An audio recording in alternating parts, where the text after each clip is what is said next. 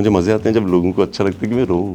अब बहुत बढ़िया एक्शन करते हो। रियल लाइफ में कभी किसी के लिए लड़े हो? पूरी जिंदगी यही काम किया है। बचपन में शुरुआत हुई थी दोस्तों के लिए कि इसके दोस्त ने उसको मार दिया तो चलो उससे लड़ने चलते हैं। अभी मैंने हाल में एक मधुमक्खी के छत्ते के अंदर जाने की ट्रेनिंग शुरू की थी बिना सेफ्टी के। सो जब मैं कर रहा होता हूँ तब लगता है क्रेजी, जब हो जाता है मुझे लगता है अच्छा ये तो फॉर्मूला है। घर वालों को डर नहीं लगता? घर वालों को बहुत डर लगता है। मैं निकलता हूँ, मेरी मम्मी बैठ जाती है मंदिर में पूजा करने। शाम को जब पता लगता है कि सब हो गया, सब कुछ सही, तो पूजा में फिर से एक और दिया जल जाता। अभी रिसेंटली फिल्म एक रिलीज हुई द केरला स्टोरी, जिसके लिए आपने पोस्ट किया। पहली तो अदा मेरी बहुत अच्छी दोस्त है और विपूषा मेरे बहुत अच्छे दोस्त हैं। अब उनकी फिल्म मेरे से एक हफ्ते पहले आ रही है। मुझे बोला गया कि आप मत करिए क्योंकि आपकी फिल्म को अफेक्ट हो सकता है। सो ना तो बोले हैं काफ़ी, बट उस टाइम मुश्किल होती है, बट जब व्हेन यू लुक बैक तो आपको रियलाइज़ करता है सही किया। मैं इतने अच्छे मूड में नहीं था, मगर जो नर्स थी उसको सेल्फी चाहिए थी और कह रही आप स्माइल भी नहीं कर रहे हो। सो ये सब चीज़ लोग नहीं समझते हैं, बट मुझे मंजूर है, उनको नहीं समझ आती है। बट ये सब चीज़ों के थ्रू हम भी गुजरते हैं कहीं। और मेरा वचन है, मैं आपसे पूरे दिन बात कर सकती हूँ। मैं भी तैयार हूँ। Hi guys, I am Sonakshi Kara, you are watching ENT live. और आज मेरे साथ स्टूडियो में वो है जिन्हें पूरी दुनिया कहती है one of the biggest action stars of our current time, जिससे मैं कहीं ना कहीं एग्री करती हूँ डेफिनेटली। लेकिन उसके साथ साथ मेरी नजर में ये बहुत बढ़िया रोमांटिक हीरो भी है, thanks to my love for खुदा हाफिज। Hi Vidyut, welcome to our studio, welcome to Delhi. Sonakshi, thank you. कैसा लगा दिल्ली आके? कल सेंट्रल दिल्ली होकर आए हो। मैं आपका इंस्टाग्राम पूरी तरह से हमेशा से स्टॉक करती आई हूँ, और कल तो मैं ज्यादा ही कर रही थी क्योंकि बैक टू बैक आपके पोस्ट डल रहे थे। पानी पूरी भी खाया, जिसको हम यहाँ पे गोलगप्पे कहते हैं। तो कैसा रहा कल का दिन? नहीं, बहुत मजे हैं। सब लोगों के साथ गए थे हम लोग, हमारी पूरी टीम के साथ। और जिस तरह दिल्ली के गोलगप्पे थोड़े अलग होते हैं और मैं चाहता था सब लोग ट्राई करें। और सब लोग कहते हैं कि दिल्ली में जो मजे हैं वो कहीं और नहीं है। मुझे लगता है जनरली भी स्ट्रीट फूड का जो मजा है या वो जायका है वो दिल्ली में बहुत आता है सबको। हाँ, दिल्ली में बेहतर तो है, ये बात पक्की है। अब ज्यादा निकलते हो घर से बाहर इस तरह से कि कभी भी मार्केट में जाके खाते हैं? क्योंकि कहीं ना कहीं वो चीज हो गई है कि जहां भी जाते हैं बहुत सारे लोग इकट्ठे हो जाते हैं। इतना आसान तो नहीं होता है, बट कई बार जब मौका मिलता है, जैसे अभी है, सभी इतने लोग होते हैं साथ में और पुलिस होती है तो जाना आसान हो जाता है और बहुत मजे भी आते हैं। और मुझे जब भी मौका मिलता है मैं हमेशा जाता हूँ। आज के वेदर के बारे में क्या बोलोगे? यार दिल्ली का वेदर एकदम से बदल गया। आज रोमांटिक वेदर है बहुत। रोमांटिक? अचानक बारिश हो गई है, धूप निकली हुई थी और अचानक बारिश हो गई, मजे आ गए। मेरे साथ बैठे, आज रोमांटिक वेदर हो गया है। और मेरे दिमाग में, सही बता रही हूँ, कल से जब से मुझे खबर मिली कि आपने आना है, मेरे दिमाग में एक ही गाना चल रहा है। आप गेस कर लो रोमांटिक वेदर की बात पर। रोमांटिक वेदर में गाना आप ही की फिल्म का गाना। मेरी काफी फिल्में हैं, मगर नॉक नॉक तेरा बाप आया रोमांटिक है वो। नहीं जी, जान बन गए। That's my absolute favourite even today. मैं भी गाड़ी में भी सुन रहा था वही गाना। बहुत प्यारा गाना है और अच्छा वेदर हो तो मजा ही अलग आता मजा है। आता है। और इसके साथ साथ मैं आपको सबसे पहले तो कांग्रेचुलेशंस करना चाहती हूँ क्योंकि इस फिल्म से आप प्रोड्यूसर भी बने हो। क्या हमेशा से था कि फाइनली प्रोड्यूसर बनना है कभी ना कभी? नहीं, इस तरह से सोचा तो नहीं था और इतनी प्लानिंग जिंदगी में की नहीं है। जैसे 10वीं करते हैं, फिर 12वीं करते हैं, फिर ग्रेजुएशन करते हैं, फिर लगता है पोस्ट ग्रेजुएशन कर लो। सो वैसे ही पहले छोटे छोटे रोल, फिर विलन के रोल, फिर लीडिंग मैन, फिर मुझे लगा प्रोडक्शन करना ज़रूरी है क्योंकि अपने तरह की फिल्में, जिस तरह की आपकी सोच है, उन पे काम करना ज़रूरी होता है। अच्छा, यहाँ पे कितना एक्साइटिंग था क्योंकि एक्टर भी थे। एक तो होता है कि आप किसी फिल्म में एज प्रोड्यूसर ही काम कर रहे हो, यहाँ पर आप एक्टर भी थे, तो कितनी इन्वॉल्वमेंट थी आपकी as a producer while you were on set? नहीं, जब मैं फिल्म सेट पे आता हूँ तो मैं सिर्फ एक्टर होता हूँ, बट जब मैं तैयारी कर रहा होता हूँ फिल्म की, जैसे रात को हम लोग मीटिंग्स करते हैं, सो प्रोडक्शन की बातें होती हैं। बट प्रोडक्शन मुझे ज़्यादा आनंद इसलिए आते हैं क्योंकि जब मैं एक्टर था सेट पर, सिर्फ एक्टर था, सो मैं देखता था कि कई चीज़ें जो हम चेंज कर सकते हैं। उनमें से एक था खाना। खाना बहुत अच्छा होना चाहिए। जब भी मैं कहीं जाता हूँ तो जैसे हमारे घर में होता है, मम्मियाँ पूछती हैं कि खाने में क्या मिला है, आज ऑफिस में क्या खाया, तो मुझे लगता है कि हर आदमी को बहुत अच्छा खाना मिलना चाहिए। ऐसी ऐसी छोटी तब्दीलियाँ, जैसे फिल्मों में क्या होता है कि जब आप शूटिंग में होते हैं तो एक डाइनिंग हॉल होता है जहाँ पे हीरो बैठता है, हीरोइन बैठती है, कैमरामैन बैठता है, फिर दूसरा टेबल होता है जहाँ पे लाइटमैन बैठते हैं, दूसरा डिपार्टमेंट बैठता है। तो मुझे हमेशा लगता था कि काम तो साथ करते हैं, बैठते अलग क्यों हैं। सो हमारे प्रोडक्शन में हमने शुरुआत की कि कोई हायरार्की नहीं है, जिसको जहाँ बैठना है, जिसके साथ बैठना है बैठ जाओ। सो इस तरह की चेंजेस किए हैं तो मजे तो आते हैं as a producer. And everyone enjoyed that. बहुत मजे आते हैं, बहुत मजा आया। बहुत मजा और ये चीज जैसे आपने सही बोली कहीं ना कहीं कि अभी भी हम कहीं भी जाते हैं ना, पूरे दिन में कुछ हुआ और ना हुआ, घर वाले वो नहीं पूछेंगे, सबसे पहली चीज होता है आज खाने में क्या खाया। हाँ। या किसी के घर जाते तो उन्होंने क्या खिलाया है, तो ये सबके घर में होता है। ये सबके कॉमन है। ओके, अच्छा, 50 साल पुराने मिशन को यहाँ पर आप स्क्रीन पर लेकर आए हो। सबसे पहले तो कितनी बड़ी रिस्पॉन्सिबिलिटी थी? दूसरी चीज ये कि इतना टॉप सीक्रेट मिशन था, तो इसकी कहानी आप तक कैसे पहुंची? मेरे एक दोस्त हैं आदित्य शास्त्री जो मेरे को प्रोड्यूसर भी हैं और उन्होंने मुझे इसके बारे में बताया था एंड मुझे लगा बहुत इंटरेस्टिंग है। मैंने कहा और कुछ जानते हैं इसके बारे में। गंगा हाईजैक के बारे में सब जानते हैं, सुना तो हुआ है 1971 की जो जंग थी हिंदुस्तान पाकिस्तान के बीच में, जानते हैं लोग कि हुई थी और हिंदुस्तान जीता था, बट इसके अलावा कुछ नहीं जानते हैं कि चाइना भी बहुत बड़ा सहयोगी था पाकिस्तान का इस जंग में। इसके बारे में जिक्र नहीं होता है।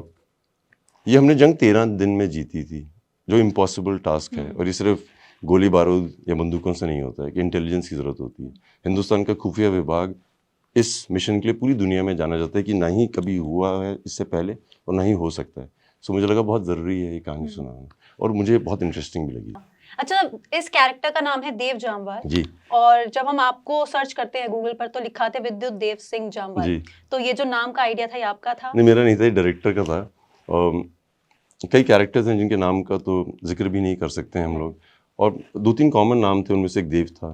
तो शंकर में बोला जामवाल रख दो, साउथ से हैं, उनको पसंद बहुत है। अच्छा, वो लुक बहुत अच्छा लग रहा है। लाइक मैं देख रही थी आपके बाकी प्रमोशनल वीडियोस भी। ये क्या है? लाइक सोचा था कि इस फिल्म के लिए इसी तरह का लुक कैरी करना है? Because it's very cool. Thank you. I really love it. Thank you. 1970 की कहानी है जी। और मुझे लगा प्रमोशन में थोड़ा 70s के लुक में रहना चाहिए, तो कोशिश तो यही है, बट आपने पकड़ी, well done. Thank you very much. हमारा काम हम पकड़ लेते हैं चीजें। बहुत अच्छा पकड़ा। अच्छा, एक्शन स्टार की तरह जैसे आपको पता ही है हर कोई आपको देखता है। मैंने बोला कि मेरे लिए आप रोमांटिक हीरो भी हो, बहुत जी। बढ़िया। लेकिन रियल लाइफ में अब फिल्म्स में तो मार खिलाते हो लोगों को, बहुत बढ़िया एक्शन करते हो। रियल लाइफ में कभी किसी के लिए लड़े हो? पूरी जिंदगी यही काम किया है। बचपन में शुरुआत हुई थी दोस्तों के लिए कि इसके दोस्त ने उसको मार दिया तो चलो उससे लड़ने चलते हैं। तो मैं जहाँ मेरे फादर आर्मी में थे तो हम बहुत छोटे छोटे शहरों में रहे हैं, किसी से नहीं लेना देना भी, मगर दोस्त है तो लड़ने जाते हैं। आज भी चल रहा है। अब फिजिकल कम हो गया है, मगर कहीं ना किसी दोस्त को जो समस्या होती है, कहीं ना कहीं से मैं सपोर्ट तो कर देता हूँ लड़ने में। अब लेकिन नाम बड़ा हो गया है तो अब डायरेक्टली लड़ते हुए तो नहीं दिखेंगे। जरूरत नहीं पड़ती ना फिजिकली लड़ने की, जरूरत नहीं पड़ती है, मगर लड़ाई तो बहुत करता हूँ। मुझे शौक भी है, मजे भी आते हैं। मजे आते हैं, किक मिलती है। हाँ, किक मिलती है। हम दोनों थोड़े सिमिलर है, बस फर्क इतना है कि मैं इतना नहीं लड़ी हूँ अभी तक।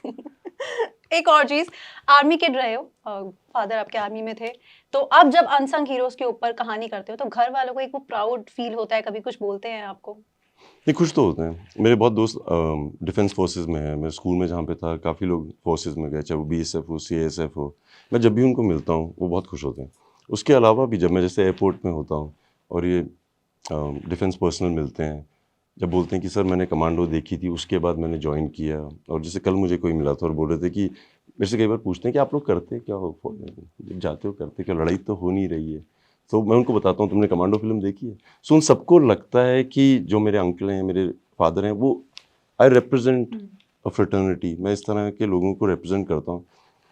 उनमें बहुत, उनकी जब आंखों में मैं देखता हूँ घर, मुझे बहुत अच्छा लगता है। ओके। अच्छा, फिटनेस रिजीम जब आपकी बात करते हैं तो फिटनेस कहीं ना कहीं सबसे ऊपर हाईलाइट होता है। जैसे एक्शन होता है वैसे फिटनेस भी होता है और फिर एक्टिंग भी होती है, सब होता है। तो कौन है जो आपको इंस्पायर करता है? नहीं, बहुत लोग। जब छोटा था तो कोई करता था, जैकी चैन भी ने भी किया, ब्रूस ली ने भी किया, बट उसके आज के दौर में यूट्यूब इतना बड़ा है और ऐसे ऐसे लोग हैं जिनको लोग नहीं भी जानते। मैं कई बार देखता हूँ, मैं कहता हूँ कमाल कर दिया इस आदमी ने, मुझे भी करना है ये। सो इंस्पिरेशन इतनी जगहों से आती है और आज के ज़माने कहीं से भी आ जाती है। सो मुझे कुछ अच्छा दिखता है, कुछ मुश्किल दिखता है, मुझे लगता है मुझे करना चाहिए। 3 साल की उम्र से मार्शल आर्ट्स किया आपने, मतलब आपको पता है ना आजकल के 3 साल के बच्चे क्या कर रहे होते हैं? आप 1 साल की उम्र से सांस ले रहे हैं, वाह इतने साल हो गए। बस लगे रहना चाहिए, लगे रहना चाहिए, लगे रहना चाहिए। मतलब मैं ऑनेस्टली बता रही हूँ, मेरे घर में बहुत सारे छोटे छोटे बच्चे हैं, मेरी बहनों के बच्चे और उनके बच्चे। मतलब मुश्किल हो जाता है उन लोगों से फोन खींचना। आजकल के मैं 3 बच्चों का साल ये की उम्र में होता है। फ़ोन का तो आइडिया भी नहीं था ना, तो आज के बच्चों में जो होगा ही टैलेंट है वो हमें था ही नहीं। उनको देखो, उनको यूट्यूब सब कुछ आता है उनको। सो आज जो वो 3 साल में करते हैं, हम लोग नहीं कर सकते थे। और ये जो इतने सारे जो स्टंट्स करते हो, कभी हिमालयस चले जाते हो, फ्रोजन लेक में घुस जाते हो, -8 डिग्री सेल्सियस टेम्परेचर में इतना कुछ कर रहे जी। होते हो, सबसे ज्यादा क्रेजिएस्ट चीज आपके लिए क्या रही है जो आपने अभी तक की है? नहीं, मैं जो भी चीज़ करता हूँ, मुझे जब मैं करने वाला होता है, उसकी तैयारी कर रहा होता हूँ, मुझे बहुत क्रेजी लगती है। मुझे लगता है तो हो ही नहीं सकती है। फिर मैं लगा रहता हूँ, ढूंढता रहता हूँ कि क्या तरीका है, क्या नहीं है। लास्ट मैंने क्रेजी बर्फ़ किया था, उसके बाद मैंने गोल्ड रिकॉर्ड अटेम्प्ट किया, 2 पहाड़ों के बीच में रस्सी बांध के 1 किलोमीटर चलने की कोशिश। अभी मैंने हाल में एक मधुमक्खी के छत्ते के अंदर जाने की ट्रेनिंग शुरू की थी बिना सेफ्टी के। सो जब मैं कर रहा होता हूँ तब लगता है क्रेजी, जब हो जाता है मुझे लगता है अच्छा ये तो फॉर्मूला है, एक तरीका टेक्निक है। और ये मधुमक्खी वाला कहाँ पे किया आपने? मैं मुंबई में ही किया था, मेरे दोस्त के घर के बाहर बहुत बड़ा छत्ता था। सो मेरा एक पहाड़ी दोस्त है और उत्तरांचल से है और वो बचपन से यही कर रहा है, शहद निकालता है। सो हमेशा जाता था, मैंने उसको बोलता चलना है मुझे। सो एक बार शुरू हुआ, उसमें सांसों का संयम पे बहुत ध्यान देना पड़ता है। एक बार शुरुआत हो जाती है ना, फिर मुश्किल नहीं लगता। घर वालों को डर नहीं लगता? घर वालों को बहुत डर लगता है। मैं निकलता हूँ, मेरी मम्मी बैठ जाती है मंदिर में पूजा करने। शाम को जब पता लगता है कि सब हो गया, सब कुछ सही, तो पूजा में फिर से एक और दिया जल जाता है। तो काम चल रहा है घर पे भी। वो कहते हैं रोक तो पाएंगे नहीं, यही कर लेते हैं। नहीं, उनको विश्वास है ना कि ऊपर वाला बचा लेगा। ओके, अच्छा आपने मतलब एज एन एक्टर और अब as a producer also, do you see the change after OTT came in our lives? बहुत सारे चेंजेस हैं। जो मेरा फेवरेट चेंज ये है कि मैं मुंबई में रहता हूँ और मुंबई में बहुत लोग आते हैं जो मुंबई से बाहर के हैं और इतना आसान नहीं होता है काम मिलने में। सो मुझे लगता है कि ओटीटी के आने से टैलेंट की तो बहुत कदर हो गई। आजकल एक्टर्स को बहुत काम मिल रहा है, राइटर्स, डायरेक्टर्स। मैं कई लोगों को जानता था जो बहुत सालों से बैठे हुए थे, काम नहीं मिल रहा था। वो लोग काम कर रहे हैं और वो मेरे दोस्त भी हैं बहुत सारे, तो मुझे बहुत खुशी होती है। या अब जैसे वेब सीरीज वगैरह आ रही है और मतलब मैं बताती हूँ, रिसेंटली ना हम एक फूड टूर पे गए दिल्ली में मुकेश छाबड़ा के साथ, one of the biggest casting directors of Bollywood. उन्होंने एक बात बोली कि जब ओटीटी आया इंडिया में तो बड़े बड़े से स्टार्स जितने भी थे ना मना कर देते थे ओटीटी पर आने। उनको लगता था बिग स्क्रीन पर दिखेंगे, यू नो जैसे होता है हमेशा चलता है बिग स्क्रीन पर दिखेंगे। लेकिन अब धीरे धीरे वो चीज कहीं ना कहीं खत्म हो गई। अब आप रिसेंटली देख लीजिए, नवाजुद्दीन आए सेक्रेड गेम्स में, सैफ अली खान आए तांडव में, सेक्रेड गेम्स में अगेन, देन अभी शाहिद कपूर आए फर्जी में। तो क्या हम आपको भी बहुत जल्दी किसी बढ़िया सी वेब सीरीज में देख सकते हैं? नहीं, मगर मैं उन एक्टर्स में से भी नहीं हूँ जो शुरू में भी बोलता था कि इसमें नहीं जाना है। अच्छा। मुझे तो लगता है कि हर लाइक प्लेटफॉर्म बहुत अमेजिंग होता है। सो हमने एक्शन हीरो एंटरटेनमेंट करके कंपनी शुरू की है जो सिर्फ ओटीटी में काम करेगा और उस तरह के टैलेंट के साथ काम करेगा जिसका अक्सर लोग करते नहीं, चाहे वो डायरेक्टर्स हों, एडिटर्स हों। प्रोड्यूसर बनने का एक मकसद मेरा ये भी था। सो कर तो रहे हैं। ओके, यू सपोर्ट सिनेमा, जैसे मैंने आपको पहले भी बोला। अभी रिसेंटली आपने, और you support good cinema, that's what we have all seen. अभी रिसेंटली फिल्म एक रिलीज हुई द केरला स्टोरी, जिसके लिए आपने पोस्ट किया, आदर्श शर्मा के लिए आपने डाला। Have you watched the film? मौका मिला देखने का? नहीं, दरअसल सीन ऐसा है कि पहली तो अदा मेरी बहुत अच्छी दोस्त है और विपुषा मेरे बहुत अच्छे दोस्त हैं। अब उनकी फिल्म मेरे से एक हफ्ते पहले आ रही है। मुझे बोला गया कि आप मत करिए क्योंकि आपकी फिल्म को अफेक्ट हो सकता है। ये नॉर्मली ऐसा ही लोग सोचते हैं और मुझे लगा कि वो तो मेरे दोस्त हैं, मैं चाहता हूँ वो अच्छा करें। मैंने किसी की सुनी नहीं और मैंने ट्वीट भी कर दिया और स्टोरीज में भी डाल दिया। आई थिंक ऐसा ही होना चाहिए नहीं आदमियों को। उन्होंने इतना सपोर्ट किया, वो हमेशा जब मेरी कोई भी चीज़ होती है वो पुश करते हैं। क्योंकि अभी हमारी फिल्में साथ आ रही हैं तो लोगों को लगता है नहीं करना चाहिए, पर मुझे ऐसा नहीं लगा। ये भी क्रेजी चीज़ है जो मैंने की और मैं बहुत खुश हूँ। अच्छा, स्टार्टिंग के जब दिन थे आपके इंडस्ट्री में एंटर किया, एक्टिंग की, आपने खुद ही अपनी जर्नी के बारे में कई बार लोगों को बताया कि आपने छोटे छोटे से रोल्स किए, जो मिलता वो भी किया। कभी कोई ऐसा स्टेज आया जहाँ पर आपने रोल्स के लिए मना भी किया? हम काफ़ी ज़्यादा ना बोलने से ही मुझे लगता है मैं जहाँ पहुँचा हूँ। कई बार ऐसा होता था कि प्रेशर आता था कि ये इतने बड़े डायरेक्टर हैं, इतने बड़े प्रोड्यूसर हैं, आपको करना चाहिए। लोग जो समस्या तो होती है दिमाग में, क्योंकि हमारे पास गाइड करने के लिए कोई होता नहीं है। लाइक यहाँ पे क्या होता है, जब आप इंडस्ट्री के हैं आपको कोई ना कोई कुछ बता देता है और यहाँ पे एक होता है कि आपके ऊपर बहुत प्रेशर आ जाता है कि आप कैसे नहीं कर सकते हो। सो ना तो बोले हैं काफ़ी, बट उस टाइम मुश्किल होती है, बट जब व्हेन यू लुक बैक तो आपको रियलाइज करता है सही किया आपने। एंड अभी भी ऐसा रहता है, बहुत सेलेक्टिव हो चीज़ों को लेकर? नहीं, selective is not the right word. मुझे जेन्युइनली लगता है कि कई चीज़ें आपको मन करता है करने की और कई बिल्कुल मन नहीं करता है, तो जिनमें मन करता है वहाँ बोल देता हूँ। मैंने आपको इंटरव्यू की शुरुआत में बोला था कि मैं जब आपसे मिली, मतलब मिली तो आज हूँ, लेकिन 2 दिन से मेरे दिमाग में एक गाना चल रहा था, जान मन गए। और ये अगर मैं आपसे बात कर रही हूँ और सबकी बातें करूँ, उस फिल्म की बात ना करूँ तो पॉसिबल है नहीं, मेरे लिए खुद के लिए गलत भी है ना, करनी चाहिए। तो खुदा हाफिज कितना स्पेशल प्रोजेक्ट रहा है आपके लिए? बहुत मेरे अंदर भी एक तब्दीली आई थी। मैं कभी स्क्रीन पे ऐसे रोया नहीं था फूट के। कई इमोशन थे जो कभी मैंने ज़िंदगी में भी एक्सपीरियंस नहीं किए हैं और मुझे हमेशा लगता था कि एक्टर्स करते कैसे होंगे, आप ऐसी सिचुएशन में आते हैं तो कैसे। मैं समझ गया कि कैसे होता था, वो समझ आना बहुत ज़रूरी है। मैं कई बार शूटिंग में होता था और जब हम वैनिटी वैन जहाँ पे हम लोग मेकअप करते हैं, मैं वहाँ बैठा होता था और अचानक आंसू आने लग जाते थे क्योंकि अगला सीन होता था कि मेरी बेटी का रेप हो रहा है। सो मैं उन इमोशन से गया हूँ जो कभी ज़िंदगी में नहीं गया हूँ। इतना अंदर से टूटना बहुत मुश्किल होता है, मगर एक बार हो जाए ना वो ऑन, तो फिर आपका वो खुल जाता है। आपको लगता है आपका बहुत ज़्यादा परसेप्शन चेंज हुआ है उस फिल्म के बाद से लोगों को आपको लेकर? हो सकता है, हुआ तो है और मुझे अच्छा भी लगता है वो। हाँ, मुझे मजे आते हैं जब लोगों को अच्छा लगता है कि मैं रोऊं। या अजीब है बट है। मेरा बस चले, मैं आपसे पूरे दिन बात कर सकती हूँ। मैं भी तैयार हूँ। कर सकते हो ना? हाँ। तो मुझे एक और बात जरूर बताओ कि पूछिए। इतने सालों से इंडस्ट्री में हो, इतना काम किया, अच्छे से अच्छे प्रोजेक्ट्स किए, छोटे रोल्स किए, बड़े रोल किए, सब कुछ कर लिया, एंटी हीरो रोल्स किए, हीरो रोल्स किए, क्या एक चीज है जो आप में अपने पर्सनालिटी में सबसे ज्यादा बदली है? बदली का मुझे पक्का नहीं है, बट कई चीज़ें अपने बारे में जानने को मिली हैं जो पता नहीं थी। जैसे मैंने आपको भी बताया कि मुझे पता नहीं था कि मैं तसल्ली से रो सकता हूँ, लाइक पता ही नहीं था। अब तो ये भी हो जाता है कि मुझे लगता है कि किसी कुत्ते, फॉर एग्जांपल किसी गाड़ी ने किसी कुत्ते को मार दिया, मेरा एक इमोशन है जो निकल आता है, जो पहले नहीं निकलता था। सो वो तब्दीली तो है, कई इमोशन से वाकिफ़ हुआ हूँ जिनसे पहले मिला ही नहीं था मैं। अच्छा, जैसे मैंने बोला कि आप प्रोड्यूसर बन गए हो, ये पहला प्रोजेक्ट है, इसके बाद भी कुछ इसी तरह की कहानियां लाने का आगे प्लान है अनसंग हीरोज के ऊपर, या कोई एक चीज फॉलो करके चलना चाहते हो अभी, आप बहुत कुछ एक्सपेरिमेंट करना चाहते हो? नहीं, बहुत कुछ करना तो ज़रूरी है, नहीं तो पता नहीं लगा अपने बारे में। अभी हम एक फिल्म बना रहे हैं एक्शन हीरो फिल्म्स के अंडर, उसका नाम है क्रैक, एक्सट्रीम स्पोर्ट पे फिल्म है। आपसे एक्सपेक्टेड है?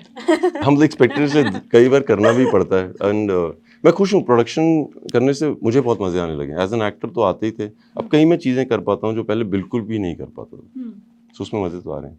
जैसे आईबी में हमने 30 एजेंट्स कास्ट किए हैं। नॉर्मली प्रोसेस क्या होता है, जैसे अभी आपने बताया कि कास्टिंग डायरेक्टर आए हैं, आप इनके पास जाते हैं तो इनके पास एक फिक्स नंबर ऑफ लोग होते हैं कि ये इस फिल्म में आए, इसने ये शो किया है, आप इसको कास्ट कर लो, आप इसको कर लो। चूँकि मैं एक्टर रहा हूँ और मैंने देखा है कि ये प्रोसेस कई टैलेंट तक पहुँच नहीं पाता है। सो एज अ प्रोड्यूसर मैंने क्या किया कि अंडर एक्शन हीरो फिल्म्स, ये जो 30 एजेंट की जो कास्टिंग थी, पहले हमने ढूंढे कि जितने NSD के एक्टर्स हैं, नेशनल स्कूल ऑफ ड्रामा के, जिनको काम नहीं मिल रहे हैं, जिनको ऑडिशंस के लिए नहीं बुलाया जाता है, हमने वो ढूंढे और उनके ऑडिशंस कराए, जस्ट फॉर द रिस्पेक्ट कि आपने इतनी स्टडी की है, आपको क्योंकि आपके पास काम नहीं है मतलब नहीं है कि आपके पास कभी नहीं आएगा। सो हमने वहाँ से कास्टिंग शुरू की। फिर हमने जो दूसरे एजेंट्स हैं, कास्टिंग एजेंट्स, उनको बोला कि वो वाली फाइल निकालो जहाँ पे जिनको आप ज़्यादा करते हैं। सो हमने उस तरह से लोगों को ढूंढना शुरू किया। जितने भी आप एक्टर्स देख रहे हैं सबको वैसे कास्ट किया गया कि आप आइए ऑडिशन दीजिए।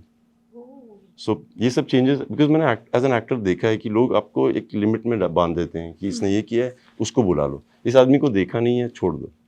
सो हमने वो सब इकट्ठे किए हैं लोग, एंड आई थिंक बहुत अच्छा काम हुआ है। कोई मिथ है जो एक्टर का लोगों को है लेकिन आप बस्ट करना चाहते हो आज? मिथ तो बहुत हैं, लोग एक्टर्स के बारे में जितना जानते हैं उतना काफ़ी तो नहीं है।